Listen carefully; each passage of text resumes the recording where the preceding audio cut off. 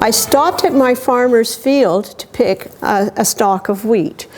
People do not know what wheat looks like that's growing in the field. And of course it's green right now. So when the children come, we give them one kernel of wheat to look at, to feel and squeeze, and show them this stalk, because one kernel of wheat grows into a tall stalk, and this is where all the little kernels of wheat are. So they will go out with a machine and cut the head off, and they call it thrashing.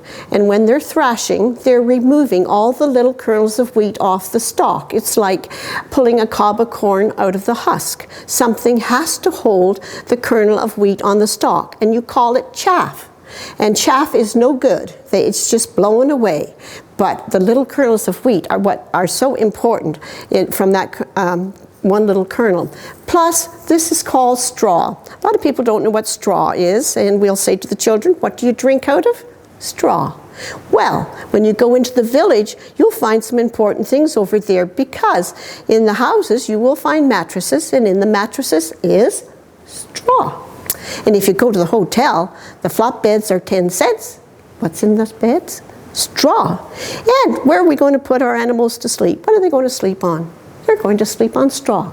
So that one kernel of wheat is so important. It provides flour for us to make our breads with, and it supplies the beddings, the material for our beddings. So this one is called wheat.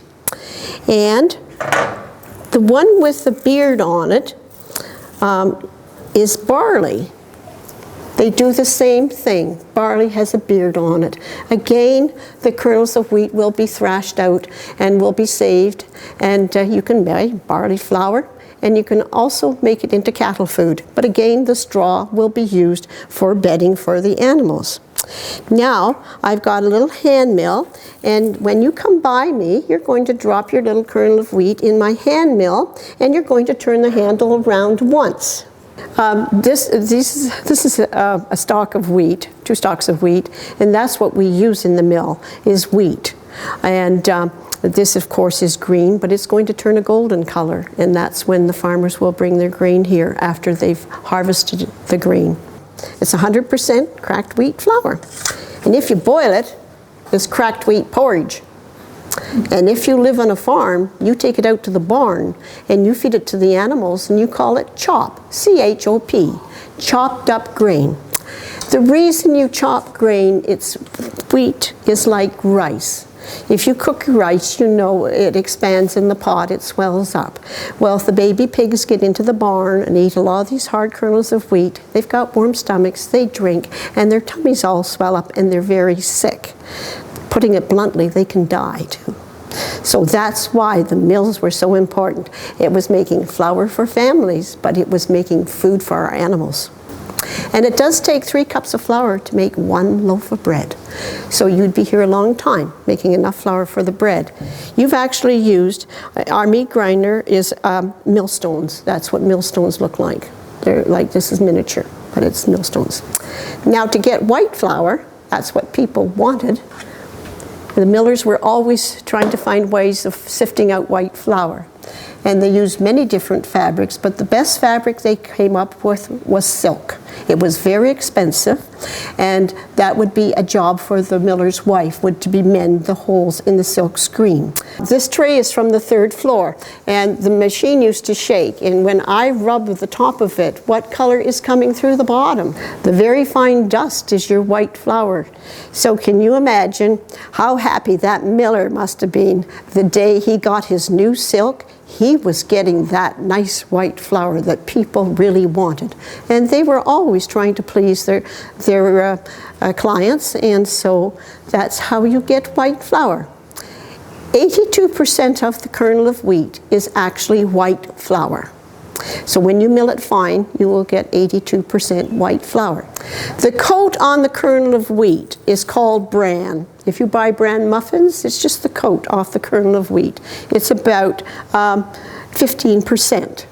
There's also wheat germ in there.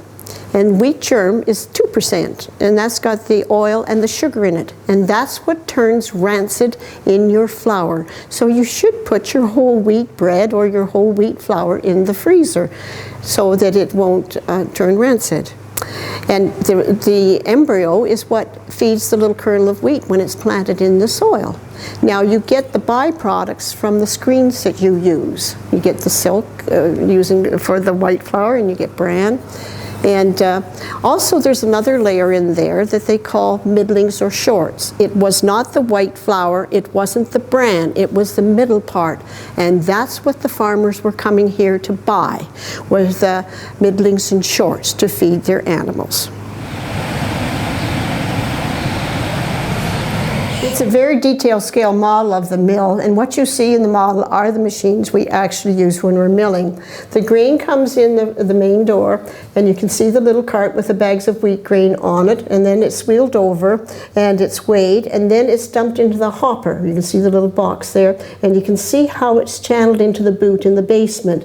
And the elevator with the little cups on that belt pick up the kernels of wheat, take it to the 3rd floor, and it starts down. And there's the magnet in the spouting system up there, and it comes down, goes through the semi-holding bin, and it goes down into the rollers nearest the window, and it goes down in and it's milled, and it goes down into the boot over there, and then that elevator picks up the milled grain and takes it to the 3rd floor, and it leaves the elevator and it goes into the sifter. And as the sifter rotates, the finest flour leaves the far end to come down to the bag, and if it won't come through the screen in the sifter, it comes back down to the rollers again, so it just recycles through there. And the door on the 2nd floor is where they would bring up equipment. They'd block and tackle it. And the 2nd floor is also where they stored the grain. We think there were about a dozen bins on that floor. We're not sure about the 3rd floor. It gets very, very hot up there in the summertime, so maybe they just had catwalks to their bins. And you can see the little handle that I turn, and it lets the water go into the machine, and it powers the mill, and there's the wooden tooth gear. And you can see how it's all connected, the belts that go up and then on up, so it's all connected that way. And you can see how the wall's tapered, and at the far end you will see plates. Those are for the tie rods. On the other side there are S's, and that's where the big wooden beams are fastened. And also on the other side it looks like a jailhouse. We've got bars and screens so no children or animals can get into the mill to get tangled up, so that's why it looks like a jailhouse on the other side. Well, I hope you enjoyed your tour of our mill, and maybe you'll find some friends and bring them back, and you'll realize now how important the mills were. They built the communities around them, because when you have a mill, then you have a community.